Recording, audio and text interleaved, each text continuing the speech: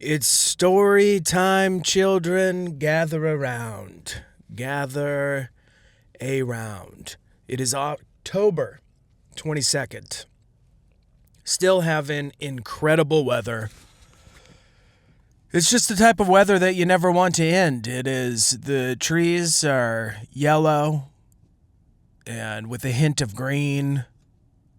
The air is crisp. There are people sending emails to each other who are in love, and they're excited to see You've Got Mail pop up. Yeah, that was a reference to I think it was 1998 movie You Got Mail with Tom Hanks and that lady who was in Harry Met Sally. What was her name? Oh, man, what was her name, dude? It was supposed to just flow out of me. Flow out like the salmon at Capistrano, but it is not doing that. And now, it's right there, dude. It's right. Like, I wanted to say it, but for some reason I want to say Russell Crowe. Russell Crowe dated her. That's how my mind can... I got the year right, 1998. Would you look at that? Meg Ryan.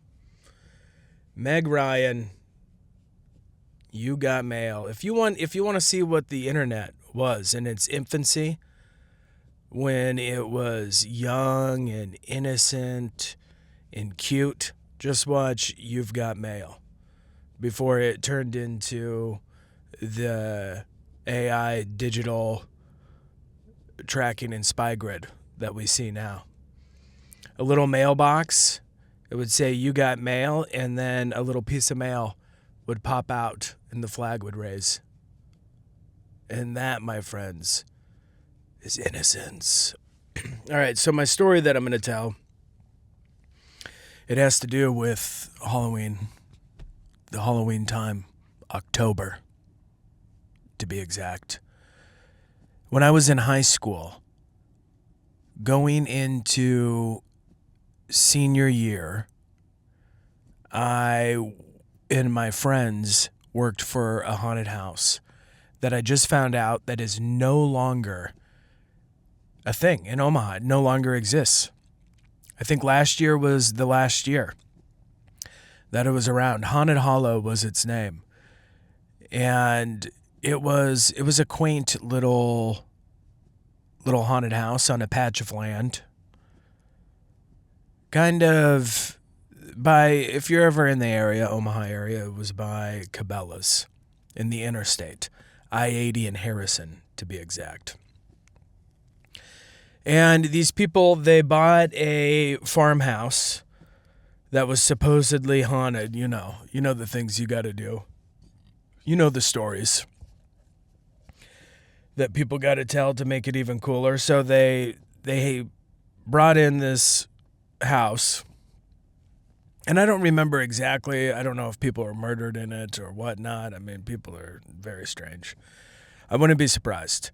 But anyways, it was a famed haunted house. They brought it in. They set it up. It was the very first year.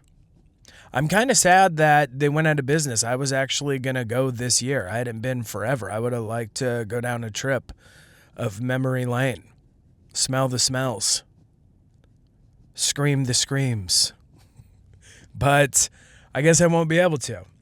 It's a shame. So it was the very first year, and it was fun, man. It was slow at times, but it kind of had like a pumpkin patch vibe to it. You could walk around. They had like other attractions. I mean, funnel cakes, and it was a really cool spot. Well, flash forward to the next haunted house season, when I was out of high school, and they were bringing us back. They only everyone they had the first year, they had paid. But this second year, they got smart. They got privy. They got some ideas. And they bust in drama classes in high school. And they would work for free because the drama kids were like, oh my God, put on makeup, I'm living my dream. And they put these poor kids to work. Well, I was one of the paid people, and we were running short. See, the problem is when you bus in and you want volunteers, then you don't always have enough people that you need when you're not willing to pay them. So we were people short, and I was in this room that was upstairs, and I played an old man, and it was in a bedroom, and people would come in, and I'd be like, welcome, and I told a story about the house or something. I don't remember what the story was. And then just then someone would pop out of the fireplace that was in the room, scare everyone, and then there was someone in the corner that would be in a 9-foot tall monster costume. All right, it sat on the shoulders of whoever was wearing it, and then you would hold on to like where the elbow would be of the arms to make the arms really, really long. It was a very, very cool costume. So we didn't have people to play those two parts. So I said, okay, I will. I got some friends. Let me bring them in. So I call Mr. Hollywood, and I call my other friend, Zach. So Zach and Mr. Hollywood, who is Adam, I would just say Adam. I don't know. Sometimes before I called him Mr. Hollywood, I'm going to call him both things. He's got multiple names. And so we get all set up. I don't even know. Like, I had a tape of this at one time. The fact that the tape disappeared and vanished, it hurts me to this day because it was so damn funny. All right, so I'm the old man, and people would come into the room, and I'd be like, hey, this is the room, it's haunted, and all this. So Zach was the person in the fireplace that was jumping out, and Adam was the person with the 9-foot costume on, and he's in the corner facing the room. So I don't even know how it comes about, but probably because we just love to laugh. And what had happened is I would bring people in, tell them about it. Zach would jump out, scream, and then go, oh, look out, there's a monster. And then Adam would slowly turn around in this enormous 9-foot costume and face everyone, and then start swinging hold one arm up in the air, kind of parallel, horizontal, and then take the other arm and swing it back and forth and start going, I'm a naughty monster. I'm a naughty monster. And the result was, and then at some point I started being like, pooch, pooch, pooch, pooch, pooch, pooch. And Zach would go over and he just started like dancing and humping the leg of Adam. And people were howling, laughing. It was damn funny. Because here you think, like, at first they're scared, but then when you start screaming, I'm a naughty monster, and then we're yelling too, I'm like, he's a naughty monster. He's so naughty. You gotta understand, dude. So people are laughing their asses off. They're going outside. They're talking about it. All right. The legend of the upstairs master bedroom with the naughty monster is spreading like wildfire throughout the entire establishment. The owner, it was a husband and wife. The husband comes up and he's like, what in the hell is going on up here? He's like, this is a haunted house, not a goddamn fun house. Like, I remember, like, that's what, like, he said. I remember it still to this day because he was yelling directly at me while I was dressed as an old man. And there was nothing I could really do. Yeah, he sent my friends home, and he fired me. And that is the legend of the Naughty Monster and the Haunted Hollow. And I had a video camera in there, 8mm tape, okay? Night vision. And you could have seen that monster go, and it's nowhere to be found. I have searched over the years. I have searched high, low, in between. And I can't find it. Sucks. Very, very funny, though. It was fun working at the haunted house. It was like they had different rooms and themes, like that room up there, and all the build of the room was really cool. It was like a set that you would see like in a play or something like that. There was an Edgar Allan Poe room, and it was just really cool. But now the haunted houses, they're just too out of control. Every one of them's like Bloodlust, or like Severed Demon Forest, Haunted House of the Damned. They're too insane, dude. Like Scary Acres here in Omaha. My buddy was talking about like, hey, maybe we could go, take our sons to the haunted house, like around Halloween or something like that. And I had been to Scary Acres damn near 20 years ago. All right, it's been around for a while. And it was just kind of like your typical haunted house. I go to the website now, dude. The website, the video promo is what actual night terrors are made of. I don't get it. It's too hardcore. Like, I guess for an adult, like whatever, go through it. I mean, if that's your thing. But like for kids, the makeup is so good. The costumes are so good, you can't differentiate from reality. You just can't. You can't do it. They actually look like demons from hell instead of people. The makeup's too good. It's too horrifying. They always got to take everything just to the absolute maximum evil. So, I don't know. Just call me old-fashioned. Call me an old-fashioned haunted house guy, but, decorations are cool. Some people just get carried away. Dude, I just drove by a house yesterday, and I'm looking at it, and I'm just like, what in the hell, dude? Like, you go to sleep at night with this around your house? It was a very small house. Very tiny bungalow. Surrounded by, like, 12-foot tall pumpkin demons, vampires, just really, really insane stuff. And I'm like, you come home and like, it was so over the top.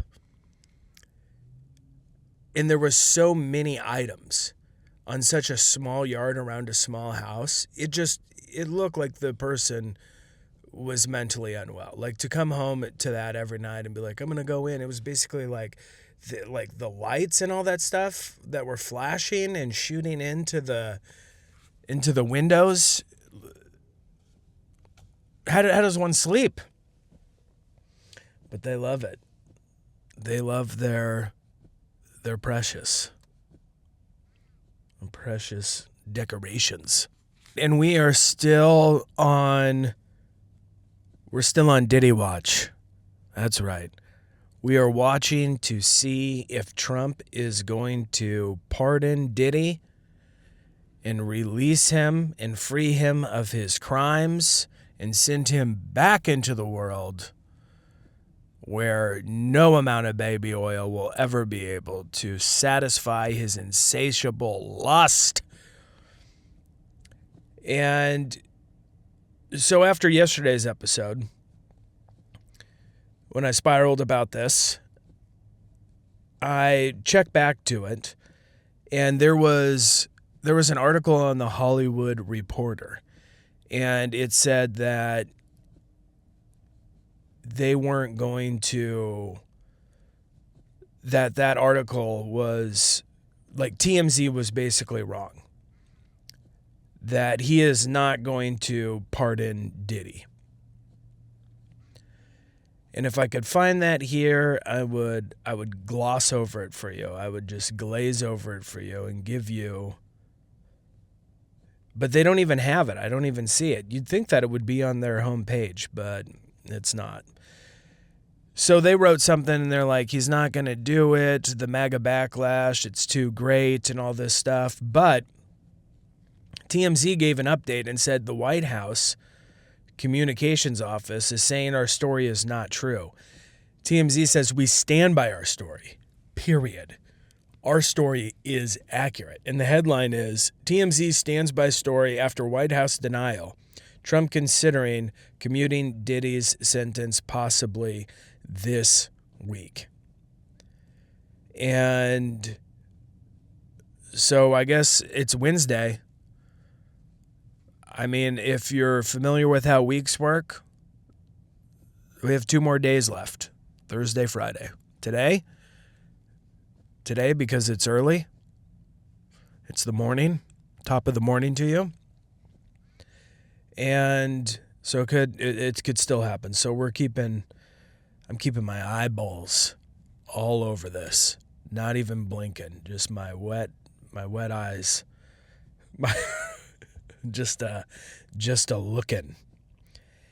And we will see what he does. Everything that Trump is doing right now seems to be a little bit over the top. I mean, there's the top of the Drudge Report, which I don't even think the Drudge Report is ran by Matt Drudge anymore. If anything, I think that it appears that the Democrats have fully taken over that site. Fully taken over. Liberal Democrats, whatever you want to call them. Matt Drudge is probably in a shallow grave somewhere with a few twigs and a couple leaves over it, if they even bothered to bury his body. But I just don't. You saw it changed like a while back, and it is definitely not under the Republican control anymore. Not that I really care. I just find it interesting. Either way, propaganda here, propaganda there, like what, just one way or the other. You're going to get it. They're going to get you. They're going to get you one way or another. The propaganda, they're going to get you. They're going to fuck with your mind. Okay, we're on. I got to stop. Dude, I am trying to stop cussing. I really am. I was like, I my show at the Funny Bone on Friday, I'm like, all right, I'm going to bring my camera and record it. I need some video stuff to get corporate shows and stuff like that. And then for that, you got to do, like, I would do a clean show, leave out the swear words. Dude, I cussed. I couldn't even, when I was done, I was like, what in the hell was that all about? It's just in there, been cussing since I was a small boy, 10 years old, built a tree house, invited people to the fort. I don't know if it was a tree house. It was a fort, though. I do know that. Or maybe the tree house was already there. It's 30 years ago. And people would come and I'm like, if you want to be in my club, like this kid fell. He was like, ouch, dang it, And I was like, you say shit. You say, oh, shit, that hurts. That's what we do at this tree house. Yeah, I know. That kid's probably in jail now. Freaking shame, let me tell you. Probably sent him to jail under my tutelage. So Donald Trump is demanding $230 million payout from taxpayers from the DOJ because they targeted him. That's how much money they cost him, and his lawyers now are in high positions. They'd basically sign off. This is what this article is saying, and he wants his $230 million. Dude acts like he's going to live forever, doesn't he? So that just seems insane. I don't know if that's the right thing to do, if it's the wrong thing to do, because this is unprecedented and it's never happened before. No one knows. I don't know. I don't have the answers. But when looking at it from the outside, it seems insane. And that is the word of the week, ladies and gentlemen. Insane. Insane. Spell it. I wish that the Muppets, when they spelled words, would have spelled the word insane. That would be funny to me. That would be a good time. The Saudi Crown Prince is set for a White House return. These guys that just wear these picnic tablecloths on their heads, I wonder what the meaning behind that is. I mean, it's kind of a cool look. It's very mysterious. I mean, I want to wear like giant linens and picnic tablecloths on my head. It seems very comfortable. I'm not going to lie. And just like the picnic tablecloth cascading down the side of your face. It's just probably nice and cool, you know? So hot there in the desert. That's the only reason why I even brought that up, that the Saudi Crown Prince was returning, is because I wanted to talk about their picnic tablecloths that they wear on their heads. People are still just pissed about the comedy festival going on, all these comedians going over there to do stand-up. Bill Burr is pissed that people are pissed at him. He's running amok all over the place. Probably didn't think it was going to go this way. But you got to understand, people will find anything that they can grab onto to tear you down and to destroy you when you are seemingly on the top of things. When you're at the top, they're just looking for a way to just throw some Chinese ninja. What are those things that people, grappling hooks? Just throw some grappling hooks. Are the Chinese ninjas or the Japanese ninjas? Oh man, right now just on my screen it popped up the the Tai Chi thing. The AI Tai Chi. Is anyone falling for this shit? Unbelievable. I saw another ad for it this morning. It won't leave me alone. It seems insane. He's like, running will break your joints, but Tai Chi will get you a six-pack. It's like, dude, you're not even real. You're AI. Of course you have a six-pack. You can just write a prompt for it. I can't write a prompt from a six-pack. Yeah, just the Tai Chi. Who is the ninjas? You're probably listening to this and you know, but I can't hear you when you're saying what it is. We got to see. Are the Chinese or the Japanese ninjas? Pretty sure it's Japanese. The Chinese introduced the Japanese to Buddhism. What? I didn't ask that. I'm asking about ninjas. Ninja, this character should belong to the... Okay, it's Japanese. A Chinese guy here, he said that it belongs to the Japanese. So, I thought I knew that. Potatoes, am I right? Potatoes. And that is... What's love got to do with it? That's my musical break. Excuse me while we go to break. What's love got to do with it? People are loving ketamine. Therapy boom. Patients say the drug has given them another shot at life. You know who it didn't give another shot of life to? Matthew Perry. It actually took his life in a hot tub.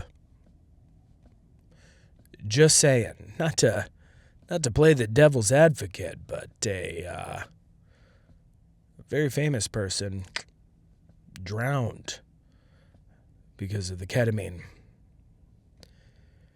Because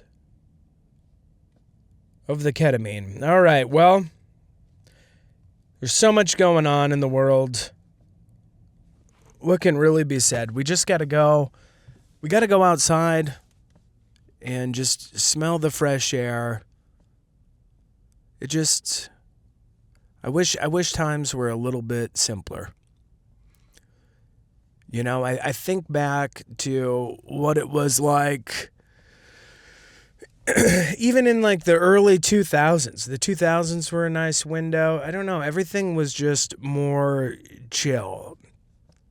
It just seems that everyone now is just running so hard in so many different directions that no one really has a time to relax. Of course, I'm talking about myself, but I'm talking about others that I see around me as well.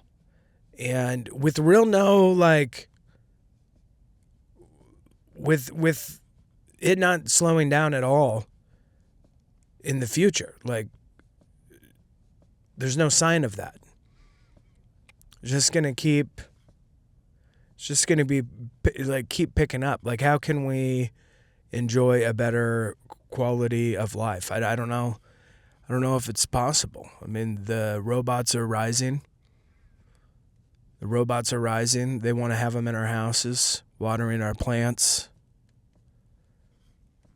We have an economy that sucks so incredibly bad.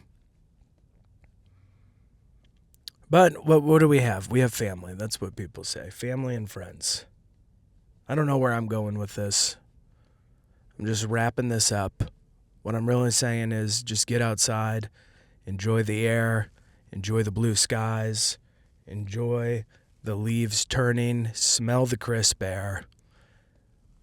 Hug your loved ones, and I'll be back tomorrow at 10 a.m. This is the Austin Anderson Show.